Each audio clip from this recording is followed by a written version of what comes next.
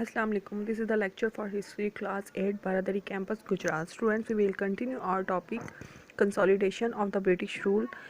Now open the page number 4. Our next heading is educational policy of British government. यानी British government की जो educational policy थी वो क्या थी? British government also introduced formal education system in subcontinent. British ने subcontinent में formal education को इंट्रोड्यूस करवाया. Lord Macaulay and Charles Wood played a very important role in this respect. दो पर्सनस थे, Lord Macaulay and Charles Wood. इन्होंने काफ़ी important role जो है ना वो प्ले किया एजुकेशन पॉलिसी में. नंबर 1 है Lord Macaulay's minute 1835.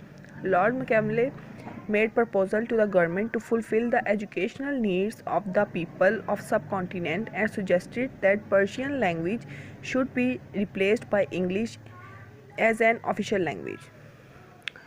Lord Macaulay ने सजेस्ट किया कि जो है पर्शियन लैंग्वेज को रिप्लेस करके इंग्लिश को ऑफिशियल लैंग्वेज बनाया जाए. ठीक है. ही एम्फेसाइज्ड मीन्स जोर देना. He emphasized to abolish means ख़त्म करना Arabic and Sanskrit as languages. Lord Macaulay ने इस चीज़ पे भी जोर दिया कि अरेबिक एंड संस्कृत को जो है वो ख़त्म किया जाए. अरेबिक जो थी वो कुरानिक लैंग्वेज थी और संस्कृत जो है मोस्टली जो हिंदुओं की जो बुक्स हैं वो संस्कृत में थी. तो इन मुस्लिम्स और इंडियंस ने इस चीज़ का काफ़ी जो है ना वो बुरा भी मनाया था. He believed that the purpose of education was to induct the people into civil service. Induct means शामिल करना. उसका यकीन था कि जो एजुकेशन का जो पर्पस है वो सिविल सर्विस में लोगों को शामिल करना है and promote the western education and science in the sub continent. और सब कॉन्टिनेंट में वेस्टर्न और साइंस एजुकेशन को प्रमोट करना है. He also emphasized on English language as a medium of instruction for education instead of local languages. अब उसने इस चीज़ पे भी जोर दिया जो मीडियम ऑफ इंस्ट्रक्शन है वो लोकल नहीं होना चाहिए, इंग्लिश होना चाहिए. यानी कि इंग्लिश मीडियम पे उसने जो है ना एम्फेसाइज किया था. Next is Charles Wood dispatch 1854. 1854 में चार्ल्स वुड डिस्पैच ने एक एजुकेशनल प्लान दिया जिसको वुड डिस्पैच भी कहा जाता है.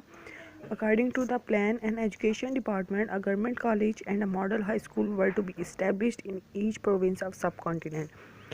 इन सब कॉन्टिनेंट के ईच प्रोविंस में हर प्रोविंस में क्या होना चाहिए, एक education department, government college and model high school होना चाहिए, इस्टेब्लिश करना चाहिए.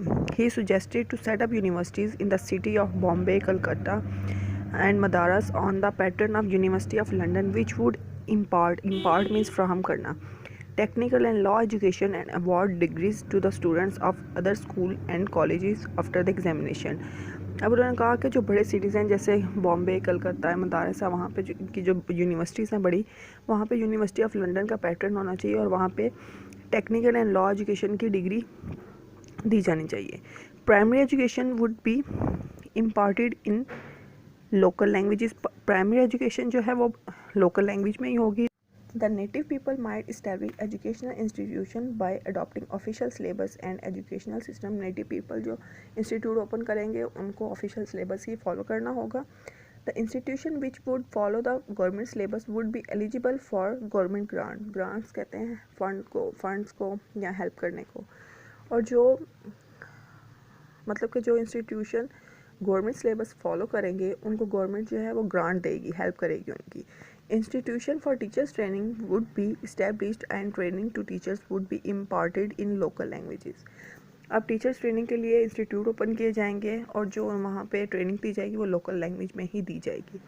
School and colleges for the education of women would be open.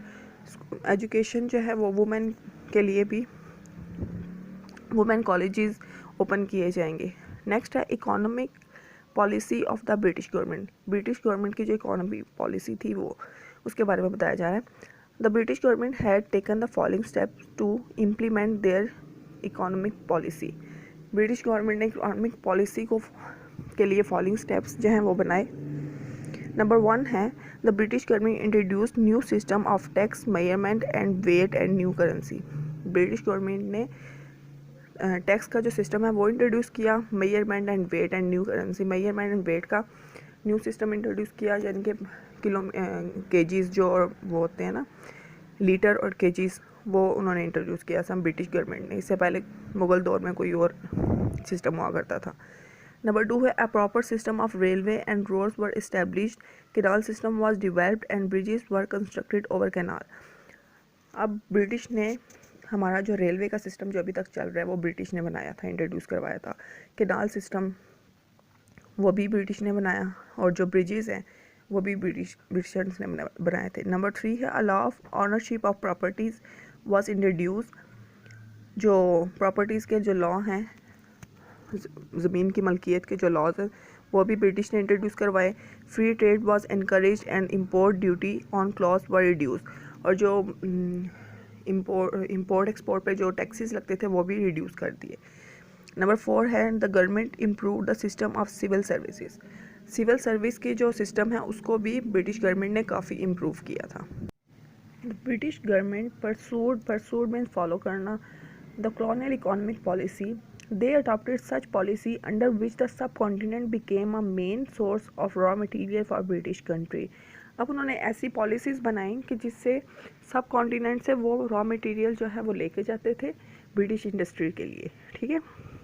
They used to purchase a cotton on low price from India and imported items were sold on high price to the natives. वो यहाँ से, जैसे कि पहले बताया जा चुका है कि अरब जो है वो पहले यहाँ से ट्रेड किया करते थे, उसके बाद ब्रिटिश आए सब कॉन्टिनेंट में, वो यहाँ से चीज़ें लेके जाते थे, रॉ मटेरियल लेके जाते, जैसे कॉटन है, वीट है, वो यहाँ से ये चीज़ें ले जाते थे और वहाँ पे ब्रिटिश जो है वो अपनी इंडस्ट्रीज़ में उन चीज़ों से, कॉटन से वो चीज़ें बनाते थे, जैसे क्लॉथ्स हैं या वीट से प्रोडक्ट्स बनाते थे, और वो वापस जब सब कॉन्टिनेंट में लेके आते थे तो वो उनकी प्राइसेस बहुत हाई होती थी, उन चीज़ों की प्राइसेस बहुत हाई होती थी। They were exporting richness to the Britain and were importing poverty to India. यानी उन्होंने ब्रिटेन को तो मजबूत कर दिया, अमीर बना दिया, रिच बना दिया, लेकिन जो है वो इंडिया इसकी वजह से बहुत गरीब हो गया। यानी इधर से तो वो चीज़ें ले गए और जब वो वापस वो चीज़ें प्रोडक्ट एज अ प्रोडक्ट आती थी तो वो इंडियंस के लिए वो बहुत हाई प्राइस होती थी। The industries of India were being destroyed. India की जो इंडस्ट्रीज़ हैं वो ख़त्म होने लगी, डिस्ट्रॉय होने लगी, and unemployment began to increase day by day. और यहाँ पे जो है गुर्बत डे बाई डे बढ़ती चली गई। The British government instead of solving the problems of the people began to introduce harsh laws of suppressing the public opinion which caused fear reaction among the natives. बजाय के जो British government थी वो उनके problems को solve करती, उन्होंने ऐसे लॉज बनाने शुरू कर दिए जो नेटिव पीपल की जो पब्लिक ओपिनियन है उसको ही वो सप्रेस करते जा रहे थे, और इसकी वजह से फियर रिएक्शन आना शुरू हो गए। Even the British parliament started criticising the laws discriminate the local people. Even जो है ब्रिटिश पार्लियामेंट ने भी इस चीज़ को क्रिटिसाइज़ किया, तनकीद किया कि जो सब कॉन्टिनेंट में जो ब्रिटिश गवर्नमेंट है वो वहाँ के लोकल लोगों को डिस्क्रिमिनेट कर रही है, यानी कि उनके साथ नाइंसाफ़ी कर रही है।